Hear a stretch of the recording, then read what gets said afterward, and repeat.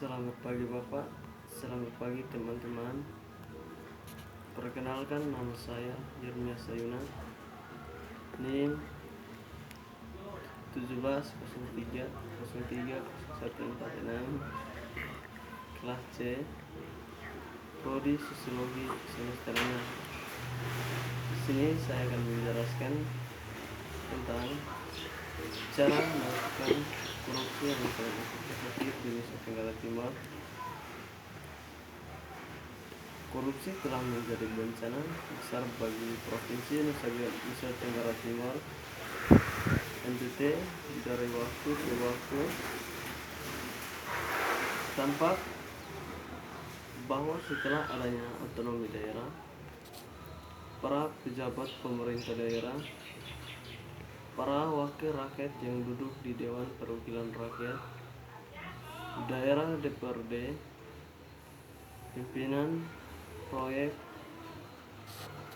camat, kepala desa,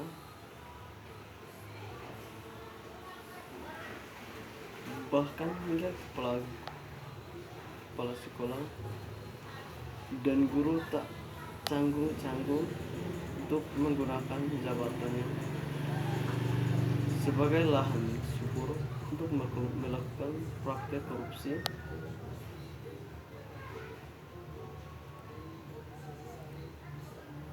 Filosofis otonomi daerah yang mulanya berorientasi untuk mendekatnya pelayanan publik dengan cara pemberian otonomi serta keluasan bagi daerah-daerah untuk bisa mengatur dirinya, termasuk dalam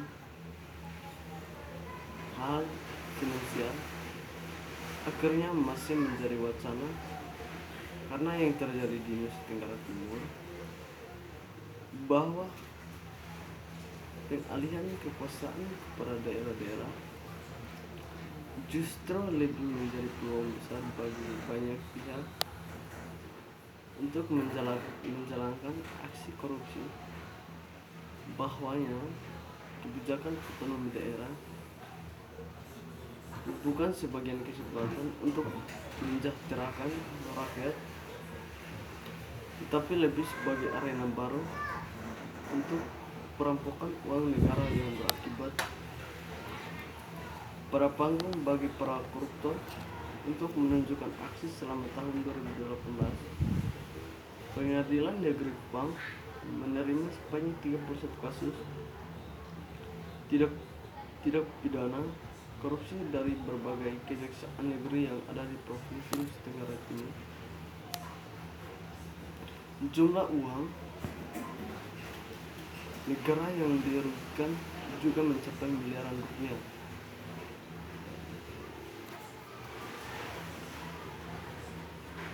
Modus yang bisa dipakai daerah praktek korupsi di Nusa Tenggara Timur yakni penyelewengan anggaran pendapatan dan belanja daerah APBD serta dana alokasi.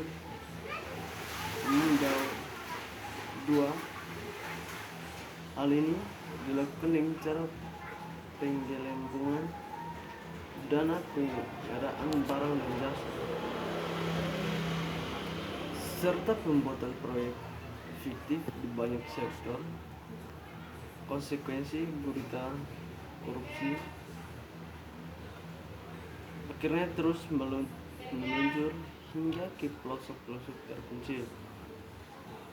Banyak dibiarkan hingga membunuh nasib hidup. Begitu banyak masyarakat NTT tidak heran jika slogan Bono, Komune, dan Demokrasi lalu hanya menjadi serta usang yang cukup sulit dicapai di Nusa Tenggara Timur. Heran jika slogan Bono yang cukup sulit dicapai di Nusa Tenggara Timur, pembangunan di banyak sektor menjadi terhambat. Masyarakat yang masih miskin semakin miskin dipermiskin. Berdasarkan data dari Badan Pusat Statistik Perwakilan Provinsi Nusa Tenggara Timur, jumlah penduduk miskin di NTT pada bulan Maret 2018 sebanyak orang. Jumlah nilai masih nilai sangat tinggi. Korupsi membuat masyarakat menjadi tidak merdeka secara real. Terkesan bendera merah putih yang dimiliki bangsa Indonesia belum sepenuhnya berkibar di Nusa Tenggara Timur karena masih memikul begitu banyak masyarakat itu yang belum mereka hidupnya tragedi dan litani penderitaan negara Kesatuan Republik Indonesia. Pra kemerdekaan terulang kembali NTT. Tidak heran pula apabila nama NTT tidak hanya dipelesekan menjadi nasib tidak tentu nelpon Tuan terus nanti Tuan tolong, tapi diperparah lagi menjadi Nusa Empat tangisan dari data tentang maraknya praktik korupsi di Indonesia dalam beberapa tahun terakhir. NTT tercatat dengan angka yang cukup buruk. Penyelesaian juga kerap dan menyiapkan banyak tanda tanya berdasarkan kajian yang pernah konferensi pers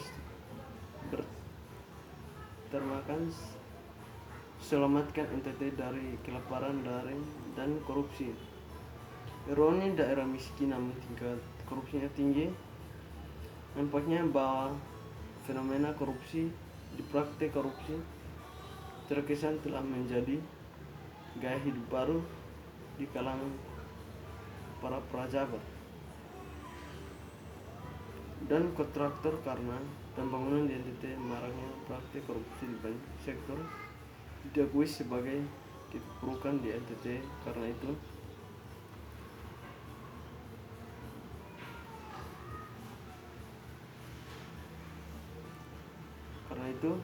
mendesak Komisi Pemberantasan Korupsi KPK dan Satuan Tugas Pemberantasan Mafia Hukum agar menelaah secara mendalam dugaan dan praktik korupsi yang kian bertumbuh subur, bahkan yang menjamur hampir di banyak sektor di Nusa Tenggara Timur. Akhir-akhir ini dikarenakan oleh lemahnya etos transparansi dan akuntabilitas dalam pengelolaan anggaran tanpa kebawa dari pemerintah yang satu ke pemerintah yang lain. Rakyat kerap hanya dilihat sebagai subjek, bukan sebagai partner yang turut terlibat dalam proses pelaksanaan anggaran daerah dalam kancah publik. Masyarakat NTT jarang bahkan tidak dilibatkan dalam informasi menyangkut keuangan.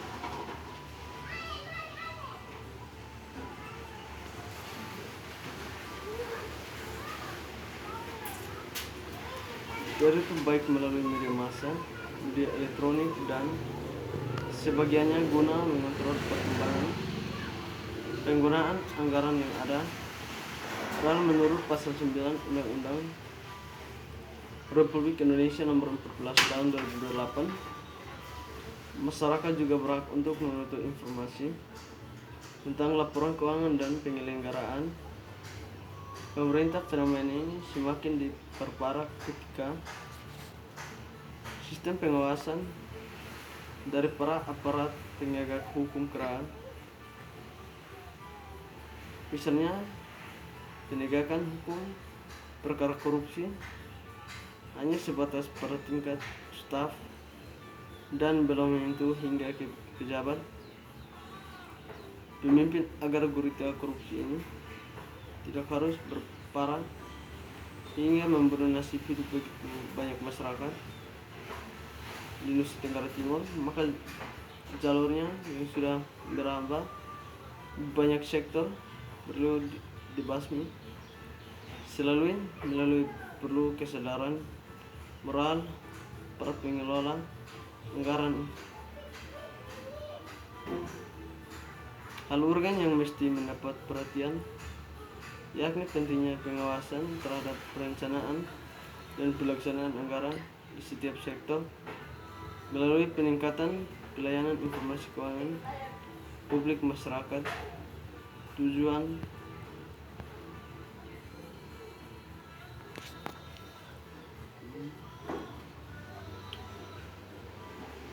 agar dimensi transparansi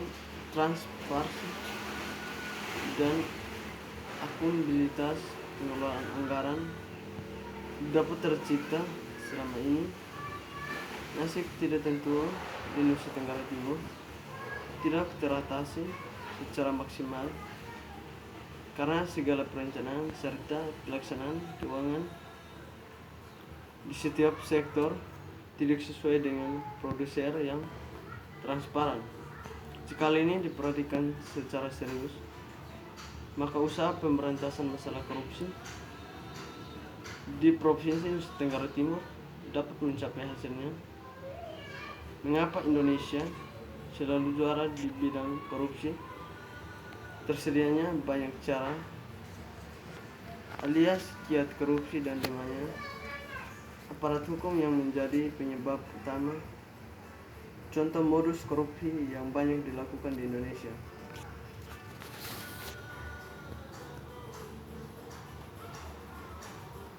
Satu, korupsi dengan modus komisi pejabat menteri, gubernur, bupati, dirjen, kadis, direksi, BOM atau PPK. Di situ menerima setoran komisi yang jumlahnya bervariasi sesuai dengan kesepakatan awal. 2-25% dari nilai proyek yang dikerjakan oleh pengusaha. Ini korupsi kampungan, cara kuno tapi masih modus. Korupsi paling favorit karena mudah dilaksanakan dan tidak perlu memeras otak. Yang kedua, korupsi dengan modus uang muka pejabat menerima uang muka 5-15 derajat 5-15% dari proyek yang akan diajukan. Rencana proyeknya dikenal juga dengan nama Iden alia Ijon alias dikawal dari bawah, kayaknya beli mobil baru.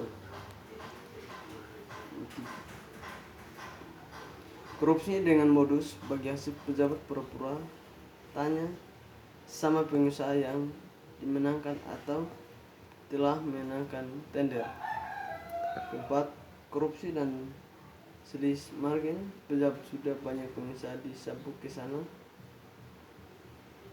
cari berapa harga pokok si pengusaha. 5, korupsi dengan modus saham kosong. Pejabat ini dapat saham 5-65% di perusahaan yang akan dimenangkan dalam tender. Tentu saja dia pakai nama dia sendiri. 6, korupsi dengan modus proyek fiktif atau transaksi fiktif. Pejabat ini pejabat nekat. Dia yakin bisa ketahui semua intensitas.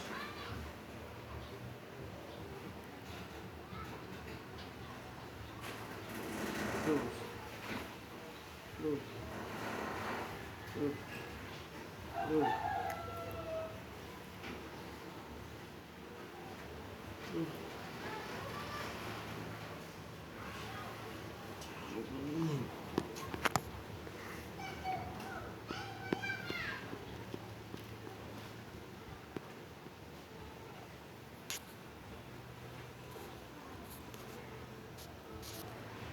Korupsi menunjukkan tantangan serius terhadap pembangunan di dalam dunia politik.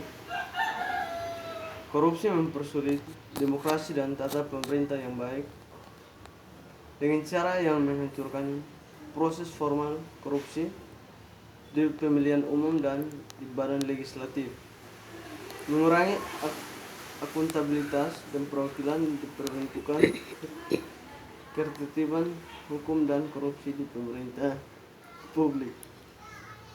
Menghasilkan dalam dunia ini tentunya setiap negara memiliki sistem pemerintah yang mereka anut sesuai dengan keyakinan mereka sendiri. Contohnya pada negara-negara di dunia ini dapat ditemukan fakta bahwa ada banyak sekali jenis sistem pemerintah yang diterapkan seperti demokrasi liberal. Ciri-ciri demokrasi terpimpin dan maju negara Indonesia yang memiliki Pancasila sebagai pedoman hidup yang selalu dijunjung tinggi oleh seluruh masyarakat Indonesia. Setiap masyarakat Indonesia tentunya harus untuk menerapkan prinsip-prinsip demokrasi dalam kehidupan berbangsa dan bernegara.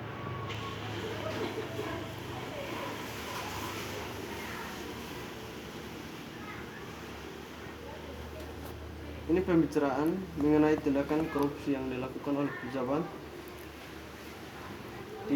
seperti tidak alami, misalnya yang hanya orang dalam negeri yang tahu bahwa Indonesia memiliki histori buruk mengenai korupsi. Masyarakat di dunia pun perlahan juga mengetahui fakta tersebut.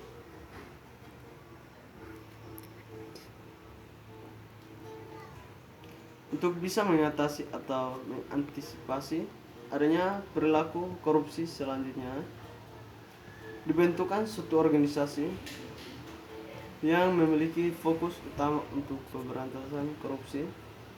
Organisasi tersebut bernama KPK atau Komisi Pemberantasan Korupsi. Di dalamnya terdapat jenis-jenis korupsi seperti namun perjuangan KPK tidak akan bisa sukses tanpa mendapat dukungan dari masyarakat luas. Kita juga harus bersama-sama untuk bisa mengatasi atau bahkan memberantas korupsi di negara kita ini. Langkah pertama yang dapat dimulai adalah dengan mengaplikasikan berbagai apabila korupsi telah meluas. Kita juga harus bersama-sama untuk bisa mengatasi atau bahkan pemberantasan korupsi di negara kita ini. Langkah pertama yang dapat dimulai adalah dengan mengaplikasikan beberapa aplikasi korupsi telah meluas, maka dan beberapa tindakan yang bisa lakukan untuk bisa mengatasinya. Untuk itu bisa kita membuat artikel sebagai langkah pemberian informasi kepada Anda mengenai bagaimana cara mengatasi korupsi menurut para ahli. Namun sebelum itu, mari kita teliti terlebih dahulu mengenai apa yang sebenarnya menjadi penyebab dari banyak tindakan pidana korupsi ini.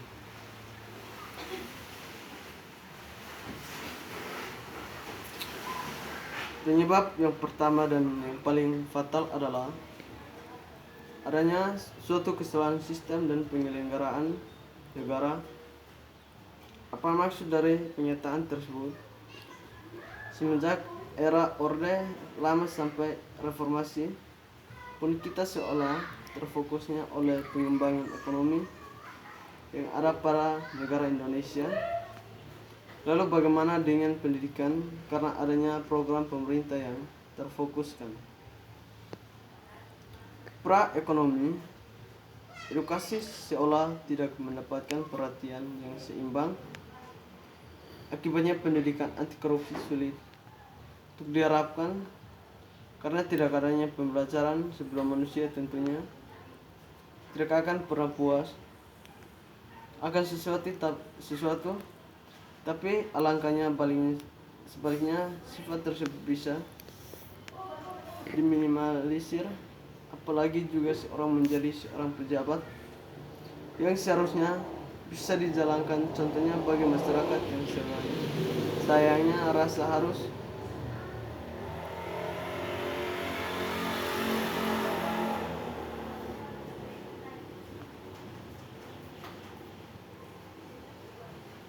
pastinya harus untuk memperoleh kekayaan dengan cara untuk mudah dan singkat semakin dikembangkan, apalagi dengan diversity. Seseorang yang berkonsumtif cara kurang tersebut terlibat menggoda sekali hukuman yang terkesan ringan untuk pelaku korupsi.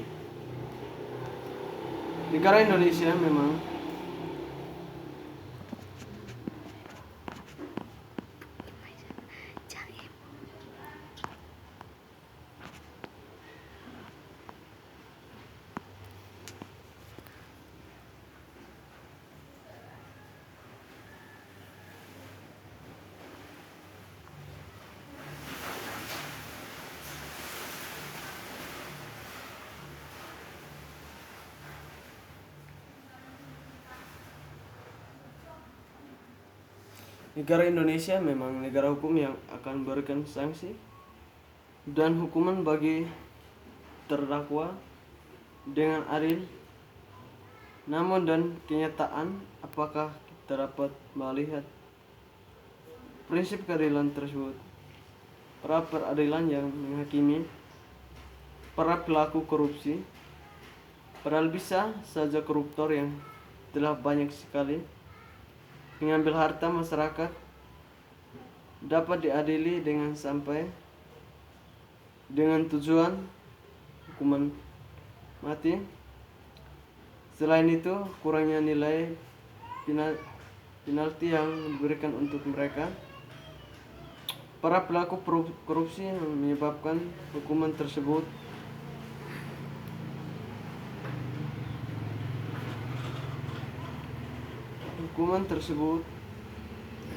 terlibat tidak serius untuk pemberantasan korupsi di negara ini, tidak serius untuk bisa memberantas korupsi di negara ini. Sedikit pemimpin yang bisa dijadikan teladan pejabat seringkali tidak dijadikan contoh untuk rakyatnya karena berbagai aksi negatif yang dilakukannya, seperti korupsi dengan gambaran pejabat yang rakus. Masyarakat Indonesia tidak bisa mengambil contoh sama. Masyarakat Indonesia tidak bisa mengambil keputusan yang sama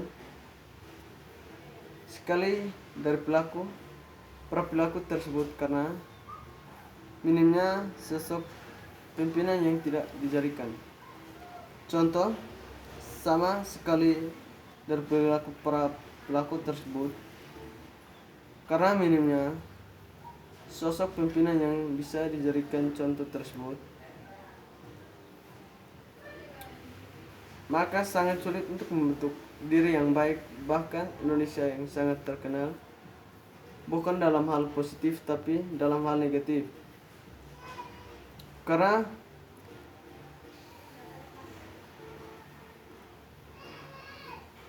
pernah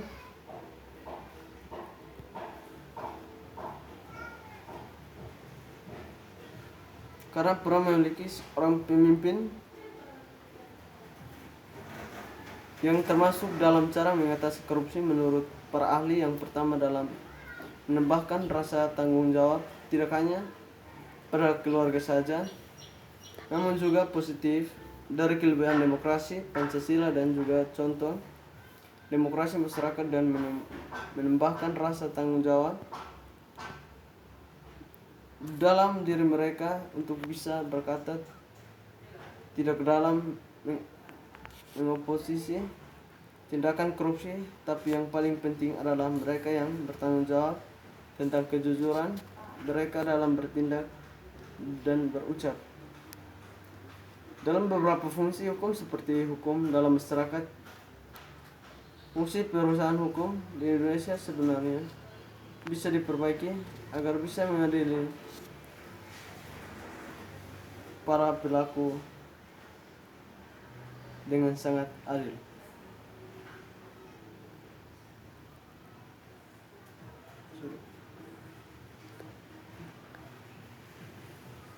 Sekian dan terima kasih.